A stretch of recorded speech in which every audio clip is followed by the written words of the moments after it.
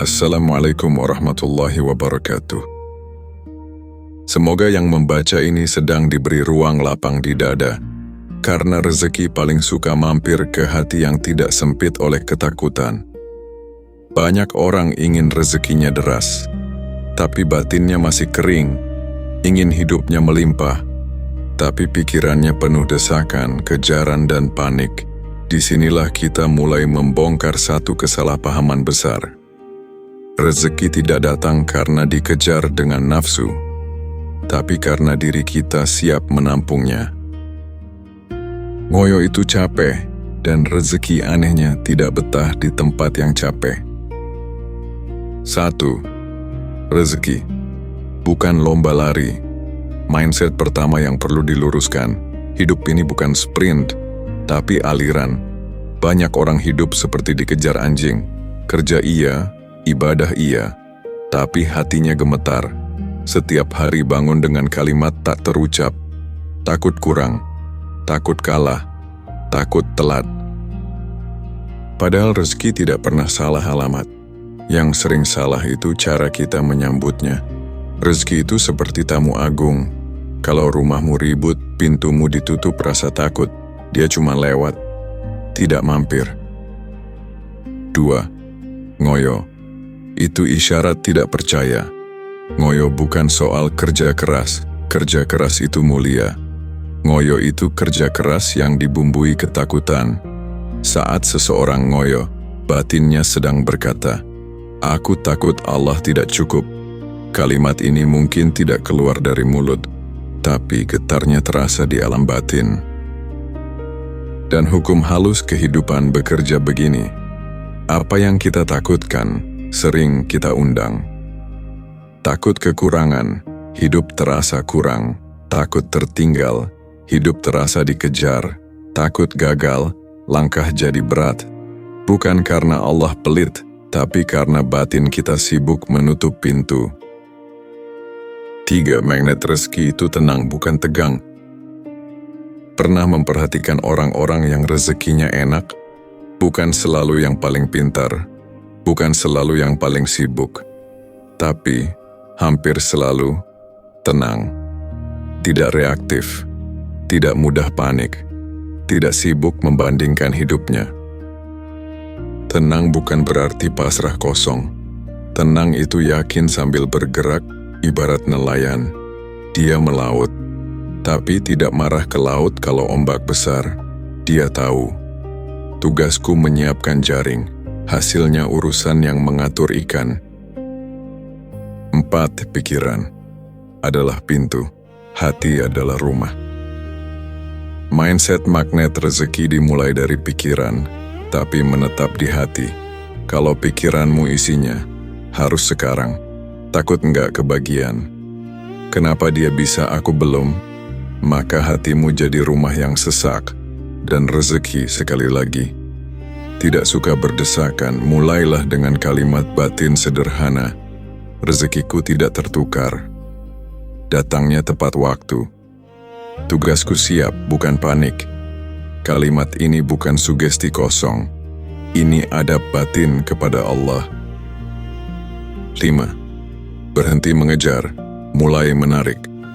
Ada perbedaan besar antara mengejar rezeki, menjadi pribadi yang menarik rezeki. Mengejar itu fokus keluar, menarik itu merapikan ke dalam. Saat batinmu rapi, keputusanmu lebih jernih, ucapanmu lebih terjaga, sikapmu lebih dipercaya, dan rezeki sering datang lewat kepercayaan, relasi, kesempatan kecil yang terlihat sepele. Bukan lewat keajaiban bombastis, tapi lewat jalan yang terasa, kok pas ya? 6. Mindset ini sunyi tapi kuat. Mindset magnet rezeki jarang teriak-teriak. Dia tidak pamer afirmasi keras. Dia bekerja dalam diam. Ciri-cirinya, tidak iri berlebihan, tidak sinis melihat orang sukses, tidak memaki nasib saat sulit, tidak merasa paling kurang. Orang seperti ini mungkin terlihat biasa, tapi semesta tahu dia aman dititipi, dan Allah Maha Teliti memilih tempat titipan. 7. Rezeki mengalir ke orang yang tidak ribut. Hidupmu ribut, ribut pikiran, ribut perasaan, ribut perbandingan. Maka jangan heran kalau aliran tersendat. Air tidak mengalir di tempat penuh batu. Dia butuh jalur yang lapang. Lapangkan dulu hatimu dari dengki, pikiranmu dari nanti gimana, niatmu dari pamer hasil. Setelah itu, rezeki sering datang tanpa pengumuman. Ada satu paradoks aneh dalam hidup. Orang yang merasa cukup justru lebih sering ditambah, sementara yang merasa kurang sering berputar-putar di lingkar yang sama. Ini bukan filsafat penghibur diri. Ini hukum batin yang bekerja senyap.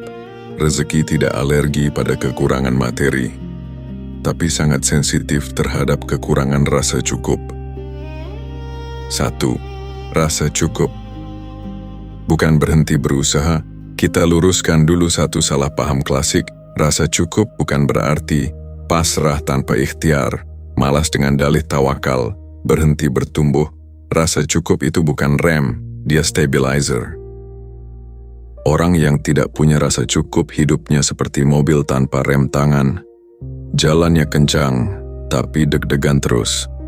Sedikit rezeki, takut habis, banyak rezeki, takut kurang.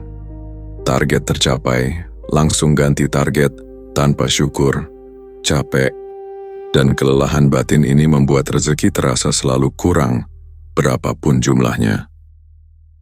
2. Ketidakcukupan. Itu bising, perhatikan isi kepala orang yang merasa tidak cukup.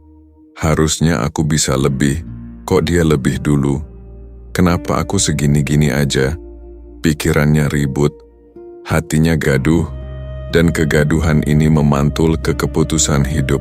Keputusan yang lahir dari rasa kurang sering, terburu-buru, reaktif, penuh perbandingan, minim kejernihan. Akibatnya, bukan rezeki yang datang, tapi masalah baru yang ikut menumpang. 3. Rasa cukup. Itu bahasa diam-diam kepada Tuhan.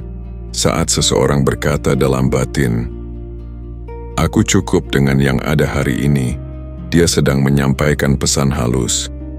Aku percaya engkau tidak salah memberi, dan kepercayaan adalah magnet paling kuat. Allah tidak pernah menjanjikan semua orang kaya, tapi Dia berjanji, siapa yang bersyukur aku tambah.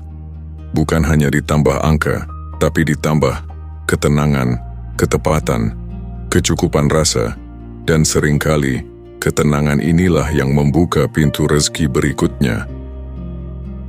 4. Orang yang merasa cukup lebih tajam.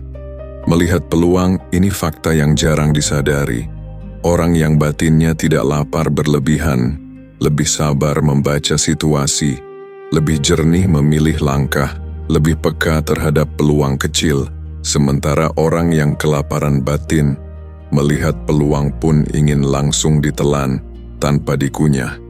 Akhirnya, salah pilih, salah rekan, salah waktu, bukan karena bodoh, tapi karena tergesa oleh rasa kurang. 5. Rezeki takut pada orang yang selalu mengeluh. Keluhan itu seperti asap hitam di dalam rumah. Semakin sering dibakar, semakin pengap suasananya. Mengeluh terus-menerus memberi sinyal. Aku tidak puas dengan pengaturanmu. Dan rezeki, sekali lagi, tidak betah di tempat yang menolak kehadirannya. Ini bukan ancaman, tapi hukum sebab akibat batin. Bukan berarti tidak boleh curhat, tapi jangan menjadikan keluhan sebagai identitas. 6.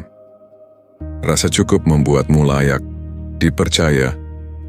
Banyak pintu rezeki datang lewat satu kata, amanah. Dan orang yang merasa cukup, tidak rakus, tidak licik, tidak tergoda menyalip dengan cara kotor, karena batinnya tidak lapar, tangannya tidak gatal. Maka ketika kesempatan datang dia dipercaya pegang tanggung jawab, dipercaya pegang uang, dipercaya pegang urusan besar. rezeki sering mengikuti kepercayaan, bukan sekadar kecerdikan. 7. Cukup. Itu tenang. Itu menarik. Ada aura yang tidak bisa dipalsukan.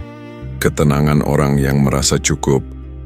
Dia tidak sibuk membuktikan, tidak haus validasi, tidak terguncang oleh cerita sukses orang lain.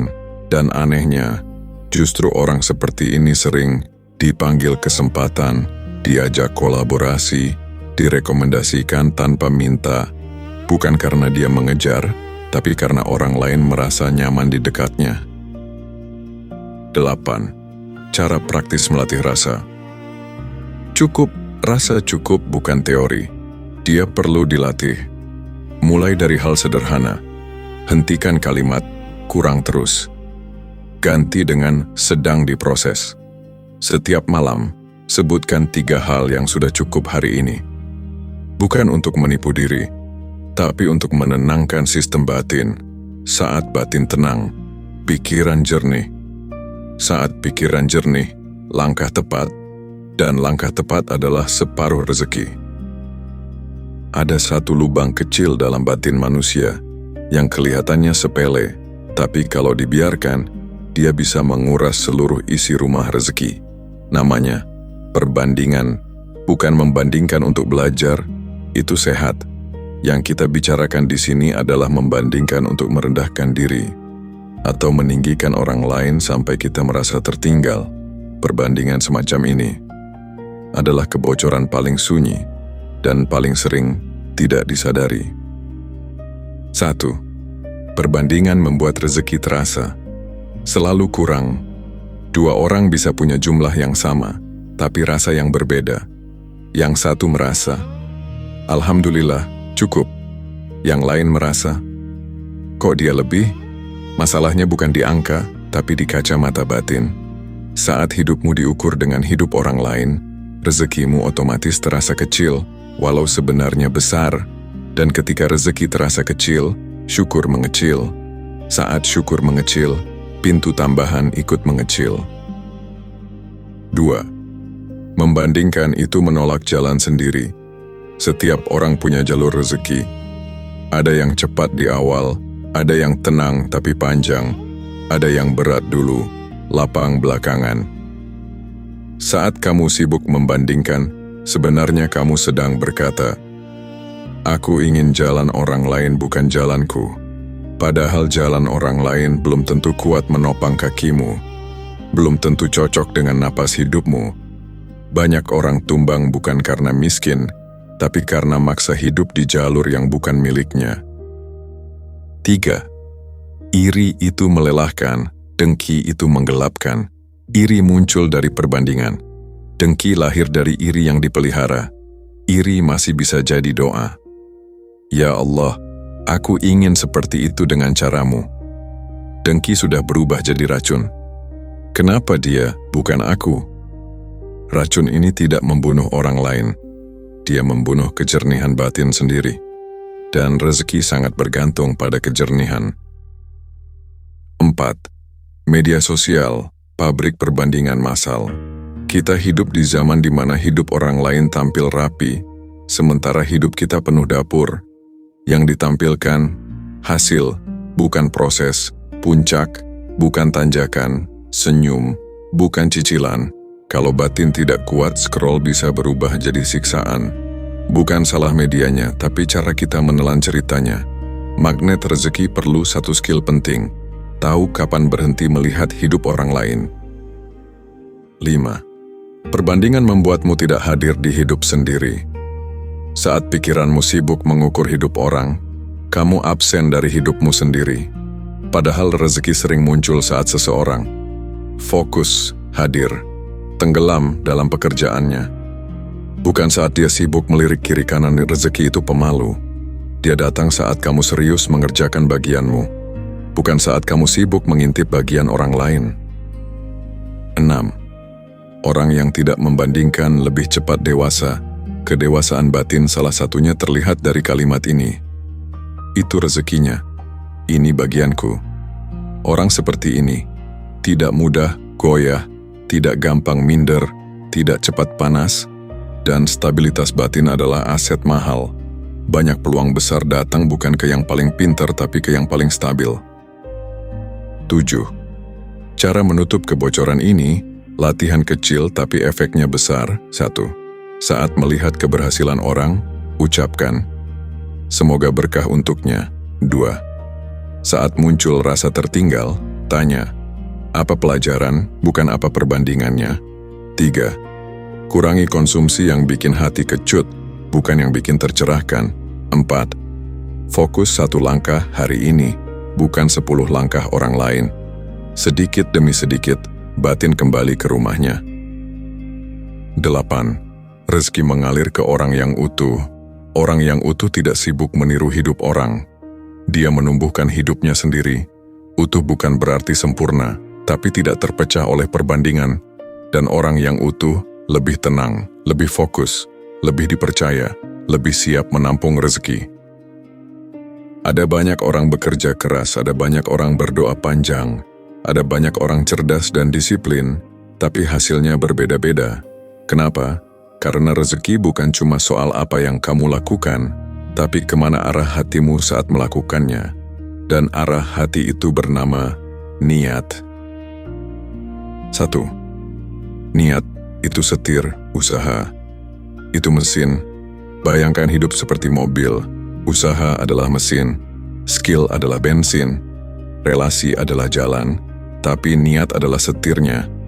Mesin kuat tanpa setir, cepat tapi rawan nabrak. Jauh, tapi sering nyasar. Banyak orang kelelahan bukan karena kurang usaha, tapi karena niatnya kemana-mana. Hari ini ingin uang, besok ingin pengakuan, lusa ingin terlihat unggul. Akhirnya batin goyang, rezeki pun ragu mau parkir di mana. 2. Rezeki sensitif terhadap bau niat. Ini wilayah halus tapi nyata. Rezeki mencium. Apakah kamu ingin memberi atau sekadar mengambil? Apakah kamu ingin berkah atau sekadar terlihat berhasil? Apakah kamu ingin manfaat atau sekadar unggul? Niat yang kotor tidak selalu membuat rezeki hilang, tapi sering membuatnya tidak tahan lama. Datang cepat, pergi lebih cepat, karena tidak ada ketenangan yang menopang. 3. Niat yang terlalu pamer membuat rezeki gugup. Ada niat yang tampak baik, tapi diam-diam ingin dilihat. Bukan salah ingin diapresiasi, kita manusia. Tapi saat pamer jadi bahan bakar utama, rezeki jadi tidak tenang. Kenapa? Karena pamer membuat fokus keluar. Padahal rezeki butuh ketekunan ke dalam. Orang yang sibuk ingin terlihat sukses, sering melewatkan proses yang membuat suksesnya kokoh. 4. Niat melayani membuka pintu tak terduga. Perhatikan satu pola aneh tapi konsisten. Orang yang niatnya melayani sering kebagian jalan yang tidak disangka. Bukan karena dia malaikat, tapi karena niat melayani membuat egonya turun, batinnya lapang, pikirannya fleksibel, dan fleksibilitas ini membuatnya peka melihat peluang yang orang egosentris lewatkan. Rezeki sering datang lewat celah kecil, bukan lewat pintu besar yang berisik.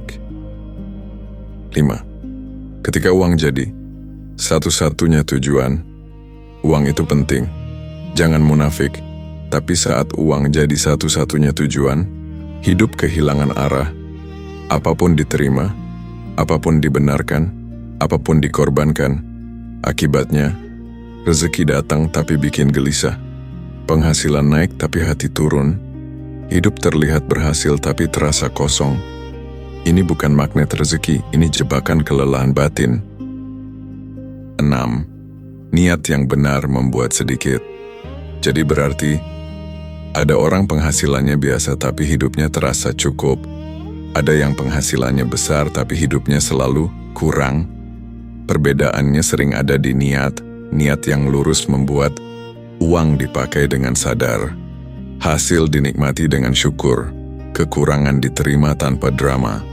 Dan kesadaran ini membuat rezeki terasa hidup, bukan sekadar angka. 7. Cara mengecek niat tanpa drama. Niat itu licin. mudah berubah. Jadi perlu dicek, bukan dihakimi.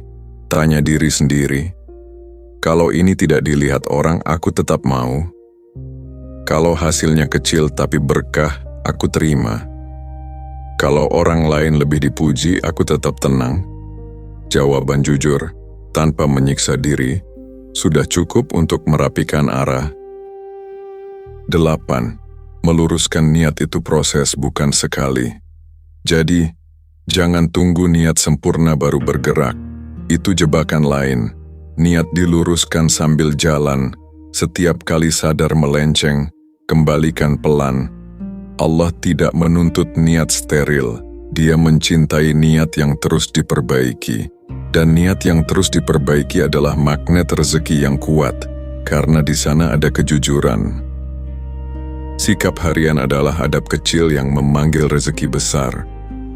Banyak orang sibuk mencari amalan besar, strategi besar, lonjakan besar, padahal rezeki sering datang lewat sikap kecil yang diulang setiap hari. Bukan yang heroik, tapi yang konsisten. Dan rezeki anehnya lebih suka yang konsisten daripada yang sesekali meledak. 1. Cara kamu memperlakukan hal kecil menentukan hal besar. Perhatikan, bagaimana kamu memperlakukan pekerjaan kecil, uang kecil, orang kecil, kesempatan kecil. Karena disitulah karakter aslimu kelihatan. Rezeki besar tidak datang ke orang yang meremehkan rezeki kecil. Bukan karena tidak pantas, tapi karena belum aman. 2. Adab lebih kuat dari ilmu. Ilmu bisa bikin kamu tahu jalan. Adab bikin kamu dipercaya di jalan itu. Banyak orang pinter tapi tidak dipilih. Banyak orang biasa, tapi terus diajak. Bedanya sering bukan skill, tapi tutur kata, cara merespons, sikap saat tidak diuntungkan. Rezeki mengikuti kepercayaan. Kepercayaan mengikuti adab. 3. Cara bicara menentukan jalur rezeki. Ucapan itu doa yang berjalan. Orang yang lisannya kasar, meremehkan, mengeluh terus, sedang mengotori jalur rezekinya sendiri. Bukan berarti harus selalu manis, tapi beradab. Orang yang tutur, katanya tertata, lebih sering dipercaya, lebih sering diingat, lebih sering direkomendasikan. Dan rekomendasi adalah pintu rezeki paling sunyi, tapi paling kuat. 4. Datang tepat waktu itu magnet. Tepat waktu itu adab yang mahal. Dia berkata tanpa suara, aku menghargai amanah. Orang yang terbiasa tepat waktu, lebih mudah diberi tanggung jawab, lebih sering dipercaya proyek, lebih jarang dilewati kesempatan. Bukan karena dia paling hebat, tapi karena tidak merepotkan semesta. 5. Sikap saat tidak diperhatikan. Ini ujian halus. Bagaimana sikapmu saat kerja tidak dipuji, usaha tidak dilihat, kontribusi dianggap biasa. Kalau tetap rapi, tetap jujur, tetap niat baik, rezeki mencatatnya, karena banyak pintu besar dibuka oleh orang yang tetap lurus saat sepi. 6. Cara kamu memperlakukan uang kecil. Uang kecil itu ujian adab.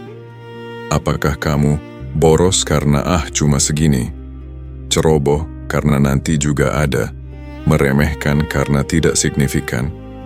Uang kecil adalah latihan memegang yang besar. Rezeki besar takut pada tangan yang tidak rapi dengan yang kecil. 7. Menghormati proses orang lain. Jangan remehkan proses orang lain. Orang yang suka merendahkan sedang menanam tembok, bukan jembatan. Rezeki sering datang lewat orang lain, dan orang lain tidak betah di dekat hati yang merendahkan. Hormati proses, meski tidak sejalan dengan caramu. 8. Adab saat kecewa. Kecewa itu manusiawi, tapi adab saat kecewa menentukan level kedewasaan. Marah boleh, tapi jangan menghancurkan jembatan. Kecewa boleh, tapi jangan merusak reputasi. Rezeki itu jangka panjang. Dia butuh orang yang tidak membakar masa depan demi meluapkan emosi sesaat. 9. Orang beradab tidak ribut membela diri. Orang yang adabnya matang tidak sibuk menjelaskan dirinya, dia bekerja, hasilnya bicara. Rezeki sering memilih orang yang tidak defensif, karena mereka stabil, dan stabilitas adalah syarat utama amanah. 10. Sikap rapi mengundang jalur rapi. Hidupmu akan terasa seperti sikapmu sendiri. Kalau sikapmu rapi, rezeki datang rapi. Kalau sikapmu ceroboh, rezeki datang bocor. Bukan mistis, tapi logika batin. Sabar dan timing adalah seni menunggu tanpa mematikan harapan. Banyak orang gagal bukan karena kurang usaha, tapi karena tidak sabar dengan waktunya sendiri. Mereka kuat bekerja, tapi lemah menunggu. Padahal dalam urusan rezeki, waktu adalah bagian dari rahmat. Datang terlalu cepat bisa merusak, datang terlalu lambat bisa melatih. Dan Allah anehnya jarang salah timing. 1. Sabar bukan diam tapi tahan diri. Sabar sering disalahpahami sebagai pasif. Padahal sabar itu aktif, cuman geraknya ke dalam. Sabar artinya tetap bekerja tanpa memaksa hasil, tetap berharap tanpa mendesak waktu, tetap lurus tanpa menggerutu. Sabar bukan berhenti melangkah, tapi berhenti merusak langkah dengan panik. 2. Orang tidak sabar sering mendahului takdir. Saat seseorang tidak sabar, dia ingin memotong proses. Yang belum matang dipaksa dijual, yang belum jelas dipaksa diambil, yang belum layak dipaksa dimiliki. Hasilnya, rezeki datang, tapi bersama masalah, karena rezeki yang didahului waktunya sering datang tanpa perlindungan. 3. Timing itu bahasa Tuhan yang tidak tertulis. Ada hal yang kalau datang hari ini akan terasa berat, tapi kalau datang setahun lagi terasa pas. Bukan karena bendanya berubah, tapi kita yang tumbuh. Timing adalah cara Tuhan berkata, "Tunggu, kamu belum sekuat itu." Dan menunggu bukan hukuman, tapi persiapan diam-diam. 4. Sabar melatih kematangan batin. Sabar mengikis ego, tergesa, haus pengakuan. Orang yang sabar lebih tahan godaan, lebih kuat menerima amanah, lebih tenang mengelola hasil. Makanya banyak rezeki besar baru datang setelah batin cukup matang untuk tidak disalahgunakan. 5. Terburu-buru itu bocor halus. Terburu-buru sering terlihat produktif padahal bocor. Salah pilih partner, salah tanda tangan, salah mengambil utang. Bukan karena bodoh, tapi karena tidak sabar memberi ruang berpikir. Rezeki besar jarang lahir dari keputusan panik. 6. Menunggu dengan benar. Itu pekerjaan batin. Menunggu yang benar bukan rebahan sambil mengeluh. Menunggu yang benar itu evaluasi, memperbaiki skill, meluruskan niat, memperhalus adab. Orang yang menunggu sambil bertumbuh tidak pernah benar-benar tertunda. Dia sedang dipersiapkan. 7. Sabar membuatmu tidak salah wadah. Rezeki bukan cuma soal dapat, tapi ditaruh di mana. Orang yang tidak sabar sering menaruh rezeki di wadah rapuh. Gaya hidup, pamer, gengsi. Akhirnya bocor, meski masuknya deras. Sabar membuatmu memilih wadah yang kuat, kebutuhan, keberlanjutan, keberkahan. 8. Waktu menjadi sahabat orang yang sabar. Waktu itu kejam pada yang tergesa, tapi ramah pada yang sabar. Orang sabar tidak dikejar waktu, tidak diperdaya tren, tidak dipaksa banding. Dia berjalan dengan ritmenya sendiri, dan ritme inilah yang membuat rezeki betah menemani lama. 9. Sabar.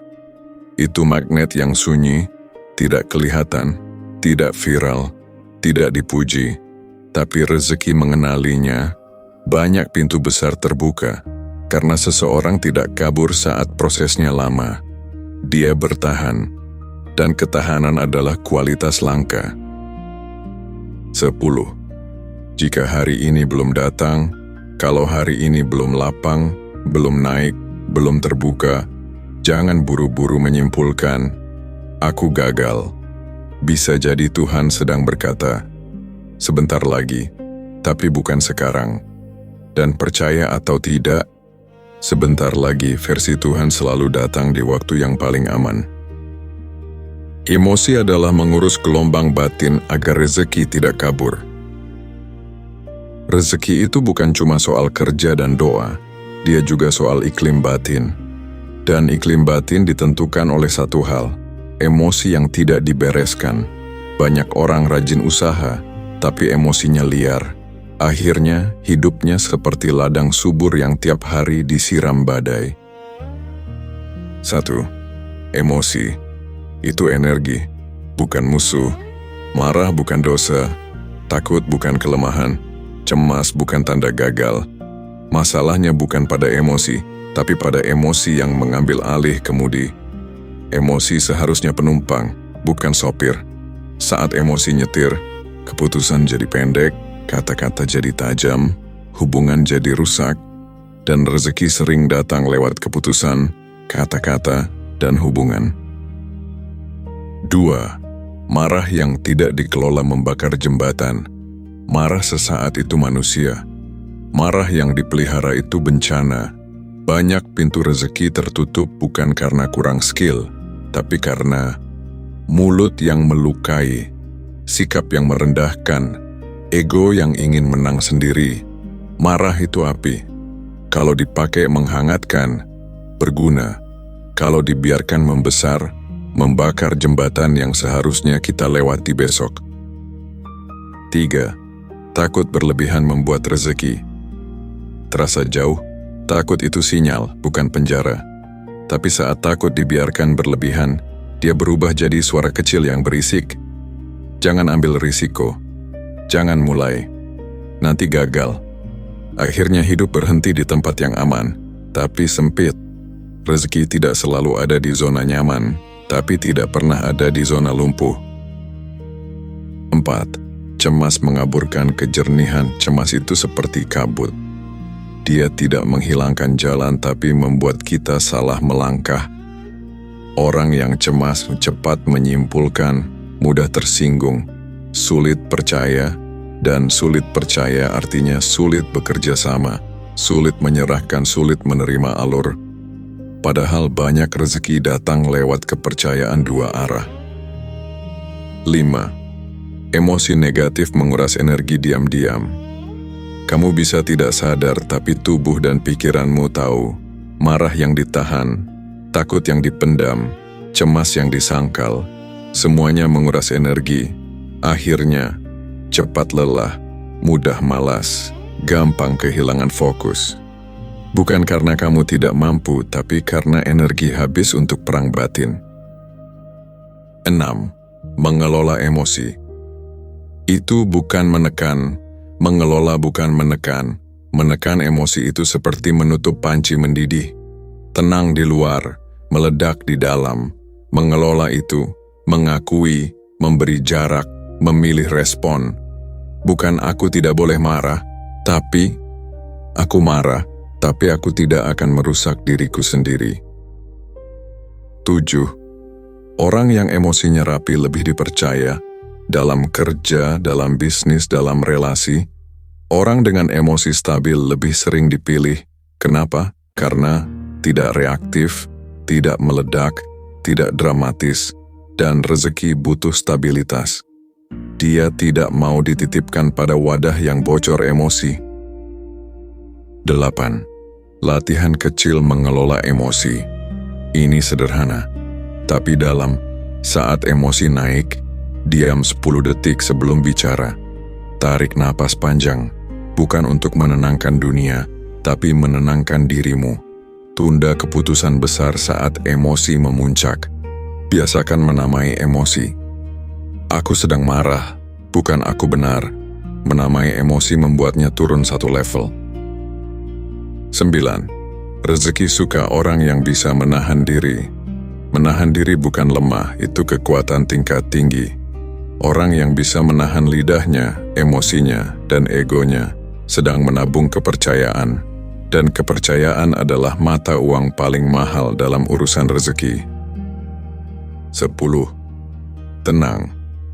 Itu undangan terbuka. Batin yang tenang adalah undangan terbuka bagi rezeki. Bukan karena hidupnya tanpa masalah, tapi karena dia tidak membuat masalah baru dari emosi lama. Silaturahmi adalah jalur rezeki yang sering tak terlihat. Ada rezeki yang datang lewat kerja keras, ada yang datang lewat doa, dan ada yang datang lewat orang lain. Masalahnya, banyak orang ingin rezeki besar, tapi malas merawat hubungan kecil.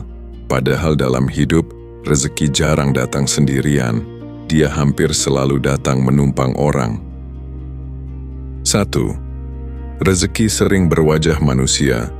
Kita sering membayangkan rezeki itu uang. Padahal lebih sering dia datang sebagai telepon, pesan singkat, ajakan ngopi, rekomendasi sederhana. Kalau hubunganmu rapi, pesan-pesan kecil ini jadi pintu besar. Kalau hubunganmu berantakan, pintu itu tertutup bahkan sebelum diketuk. 2. Orang bukan sumber, tapi jalan. Penting ini dipahami. Orang bukan sumber rezeki, tapi jalan rezeki. Kalau kamu menuhankan orang, kamu akan kecewa. Kalau kamu meremehkan orang, kamu akan terhambat.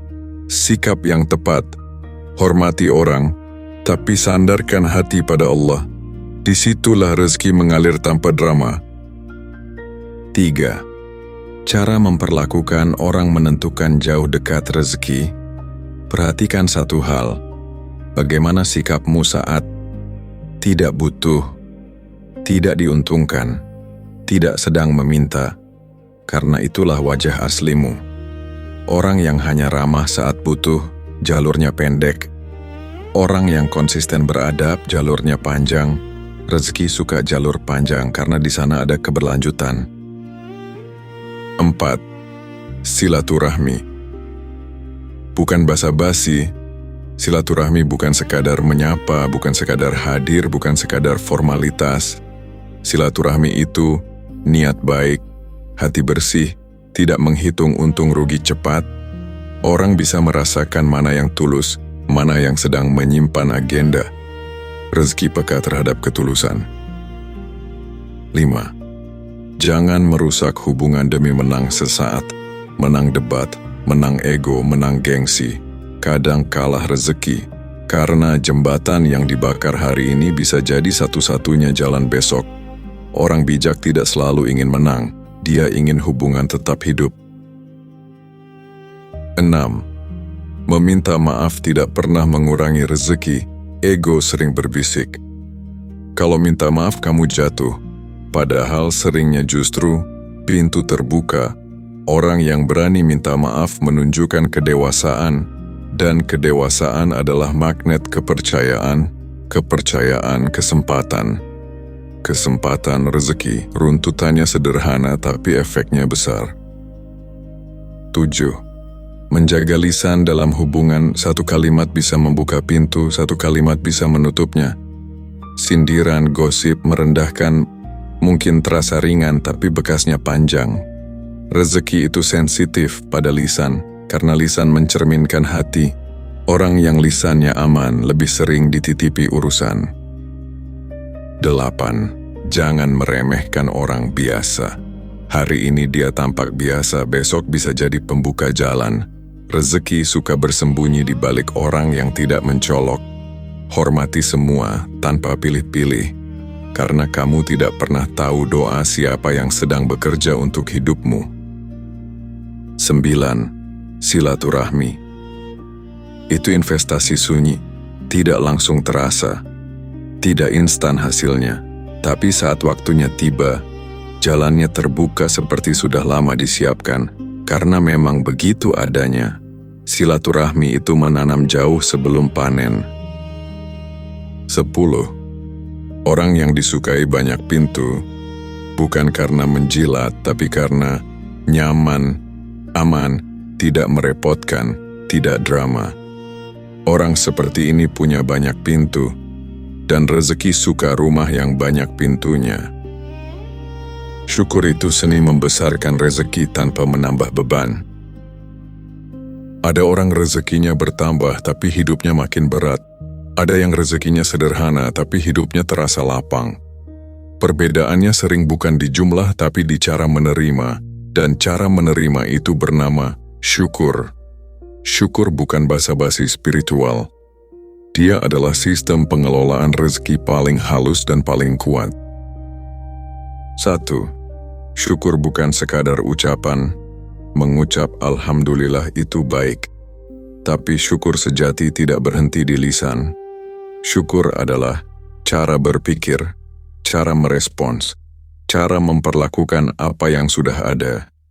Orang bisa rajin mengucap syukur, tapi hatinya masih menggerutu, dan rezeki membaca hati, bukan suara. 2. Syukur membuat yang sedikit terasa. Cukup, syukur itu seperti memperbesar ruang dalam hati. Jumlahnya sama, tapi rasanya berbeda. Orang yang bersyukur tidak cepat panik, tidak tergesa menambah, tidak rakus menimbun. Akibatnya, apa yang ada terasa cukup untuk bernapas. Dan saat seseorang bisa bernapas dengan tenang, dia berpikir lebih jernih. Kejernihan inilah yang sering membuka peluang baru. 3. Tidak bersyukur. Itu berat, bukan kritis. Banyak orang mengira mengeluh itu tanda realistis. Padahal seringnya, itu tanda kelelahan batin. Mengeluh terus-menerus membuat hidup terasa berat, bahkan sebelum benar-benar berat.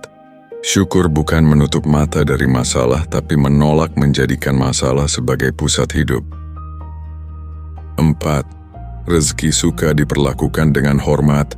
Perlakukan rezekimu seperti tamu, uang, waktu, tenaga, peluang, semua ingin dihargai.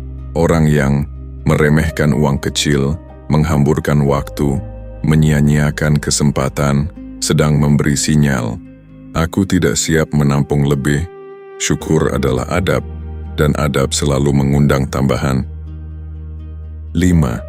Syukur menjaga rezeki. Tetap bersih. Rezeki yang tidak disyukuri mudah berubah jadi beban. Datang cepat, habis cepat, atau membawa konflik.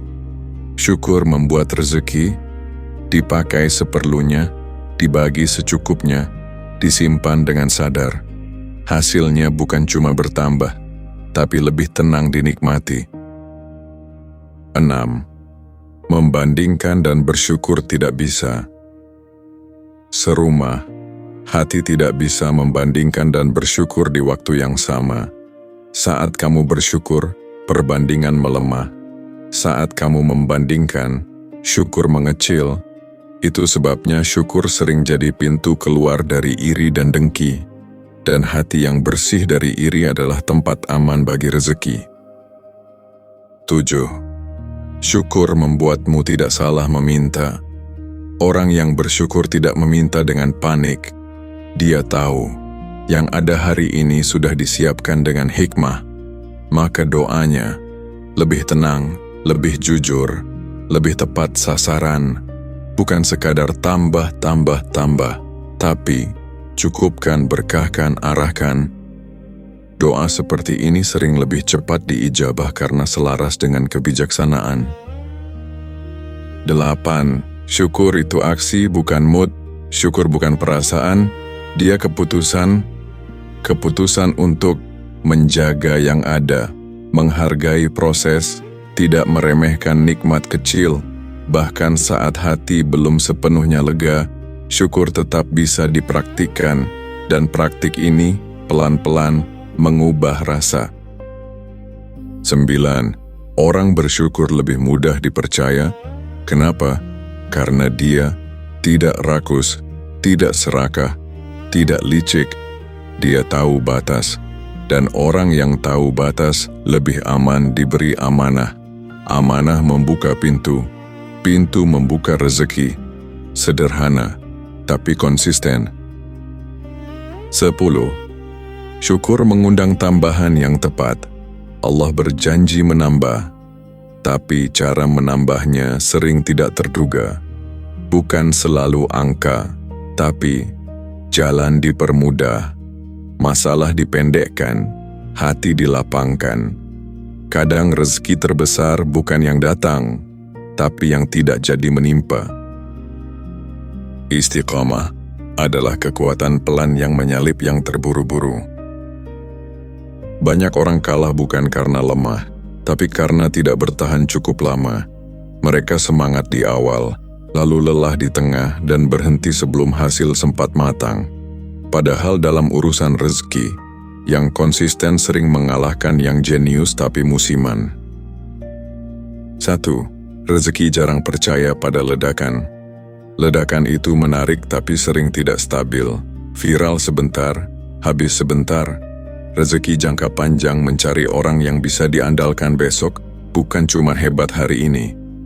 Istiqamah adalah bukti bahwa kamu aman dititipi.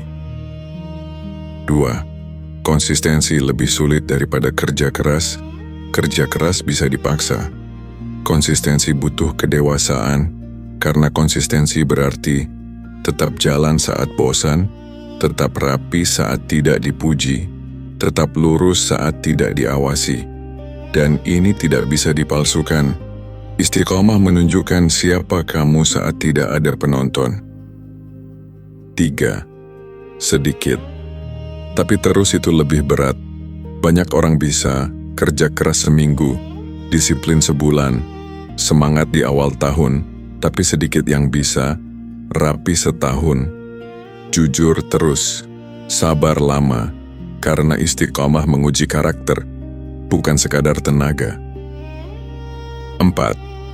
Rezeki besar takut pada orang yang mudah bosan. Orang yang mudah bosan, mudah pindah, mudah menyerah, mudah mengeluh. Rezeki besar butuh kestabilan, komitmen, kejelasan arah. Kalau hari ini ganti jalur, besok ganti niat, lusa ganti nilai, rezeki bingung mau ikut yang mana. 5. Istiqamah membuat hasil menumpuk. Hasil kecil yang diulang akan menumpuk diam-diam. Tidak terasa hari ini, tidak kelihatan besok, tapi terasa setahun kemudian. Sementara hasil besar yang tidak konsisten sering habis untuk menutup lubang sendiri. Istiqamah itu bunga berbunga, pelan tapi pasti. 6. Konsistensi menenangkan batin. Orang yang istiqamah tidak sibuk mencari sensasi. Dia tahu, yang penting jalan, bukan tepuk tangan. Batin yang tenang ini membuat keputusan lebih jernih, emosi lebih stabil, hubungan lebih awet, dan semua ini adalah jalur rezeki. 7. Jangan tunggu mood, pegang komitmen. Mood itu tamu, komitmen itu rumah. Kalau menunggu mood, hidup akan bolong-bolong. Istiqamah berjalan bahkan saat mood tidak datang. Bukan dengan memaksa keras, tapi dengan ritme yang manusiawi. 8. Orang istiqamah lebih mudah ditolong. Kenapa? Karena pertolongan suka turun ke tempat yang stabil. Orang yang setengah-setengah sulit dibantu, karena tidak jelas mau kemana. Istiqamah memberi sinyal. Aku serius, aku bertahan. Dan keseriusan mengundang bantuan yang tepat. 9. Istiqamah. Bukan keras kepala, penting ini. Istiqamah bukan kaku. Dia konsisten pada nilai, tapi fleksibel pada cara. Nilainya tetap, strateginya menyesuaikan. Ini yang membuatnya tahan lama tanpa patah. 10. Pelan, tapi sampai itu kemenangan. Hidup bukan tentang siapa paling cepat, tapi siapa sampai dengan utuh. Orang yang istiqamah mungkin tidak viral, tapi hidupnya stabil. Dan stabilitas adalah rumah nyaman bagi rezeki. Tawakal aktif yaitu berserah tanpa menyerah. Banyak orang mengira tawakal itu diam, menunggu, pasrah kosong. Padahal tawakal sejati justru puncak dari kerja batin yang matang. Tawakal bukan alasan untuk berhenti bergerak, tapi keputusan untuk tidak menggenggam hasil terlalu keras. 1. Tawakal itu melepas pegangan yang salah. Masalah hidup bukan karena kita tidak berusaha, tapi karena kita menggenggam hasil dengan panik. Ingin ini harus jadi, ingin itu harus sekarang, ingin hasil sesuai bayangan. Akhirnya, usaha ada, doa ada, tapi hati tegang. Tawakal datang untuk berkata, "Aku sudah melakukan bagianku, sisanya bukan tugasku." Dan disitulah ketenangan lahir. 2. Tawakal selalu datang setelah ikhtiar. Urutannya penting. Ikhtiar dulu, baru tawakal. Kalau belum berusaha tapi sudah tawakal, itu bukan iman. Itu malas yang diberi nama suci. Tawakal aktif berarti bekerja sungguh-sungguh, berpikir jernih, memperbaiki diri, lalu menyerahkan hasilnya. Bukan menyerah sebelum berjuang, tapi berserah setelah maksimal. 3. Orang yang bertawakal tidak dikuasai takut. Takut masih ada, tapi tidak memimpin. Orang yang tawakal berkata, "Aku takut, tapi aku jalan. Aku ragu, tapi aku ikhtiar. Aku tidak tahu hasilnya, tapi aku percaya arahnya."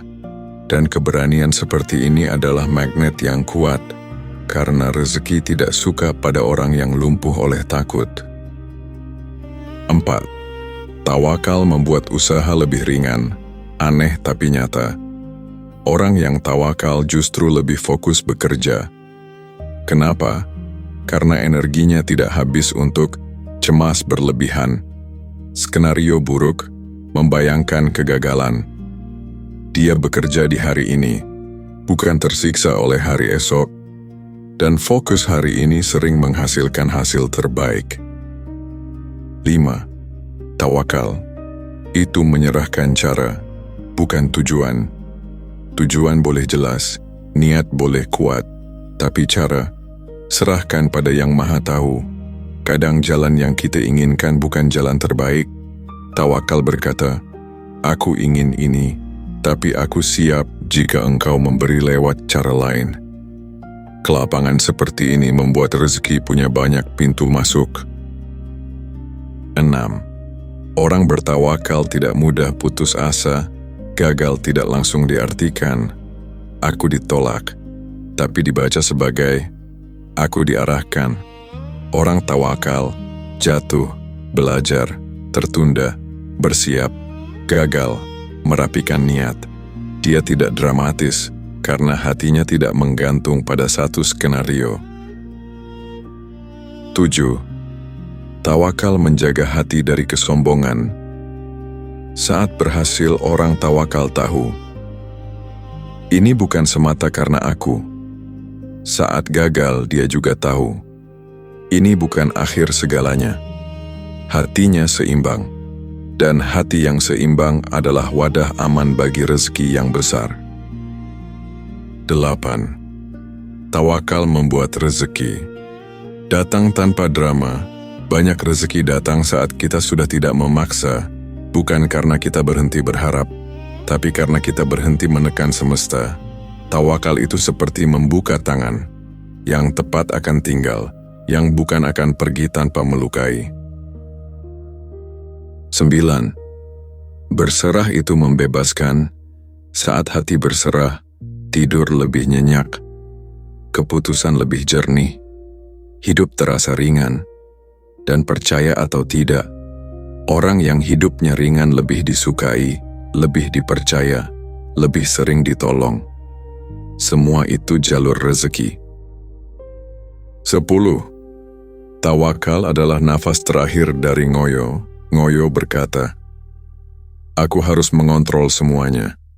Tawakal berkata, "Aku mengerjakan bagianku, dan percaya sisanya diurus dengan lebih sempurna." Disinilah ngoyo mati pelan-pelan, dan magnet rezeki mulai bekerja tanpa suara. Menjadi magnet rezeki pulang ke diri berserah pada Allah. Pada akhirnya, perjalanan ini bukan tentang trik menarik rezeki, bukan tentang rahasia cepat kaya, bukan tentang mengakali hidup. Ini tentang pulang ke diri yang rapi, karena rezeki tidak pernah benar-benar pergi. Kitalah yang sering terlalu gaduh, sampai tidak mendengar ketukannya. 1. Rezeki mengalir saat diri selaras. Selaras antara usaha dan doa, niat dan sikap, harap dan sabar. Saat selaras, hidup terasa tidak lagi melawan. Bukan berarti tanpa masalah, tapi masalah tidak lagi memakan tenaga berlebihan. Dan disitulah rezeki menemukan tempat singgah. 2. Kita tidak menarik rezeki, kita menjadi tempatnya. Air tidak dikejar, wadah yang dibenahi. Begitu juga rezeki.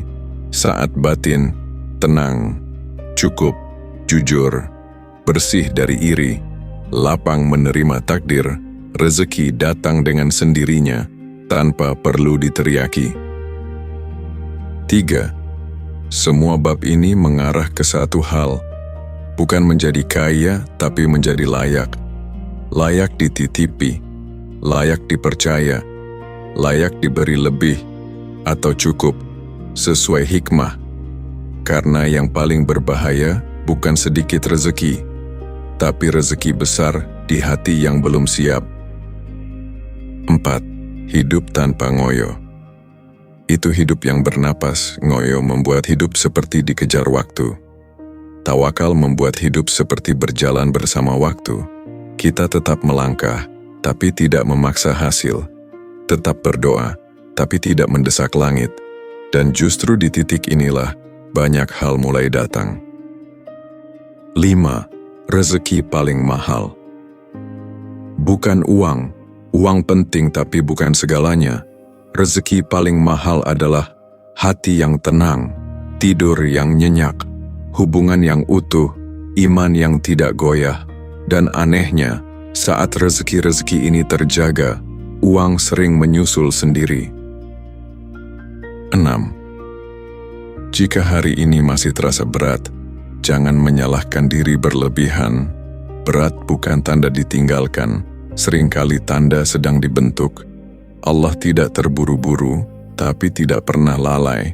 Yang diminta dari kita bukan hasil instan, tapi kesetiaan dalam proses. 7. Menjadi magnet rezeki. Itu proses seumur hidup. Bukan selesai dibaca tapi dipraktikkan. Sedikit demi sedikit, pelan tapi istiqomah. Karena hidup tidak butuh orang yang sempurna, tapi orang yang terus membenahi diri. Mari kita akhiri video ini dengan doa. Bismillahirrahmanirrahim.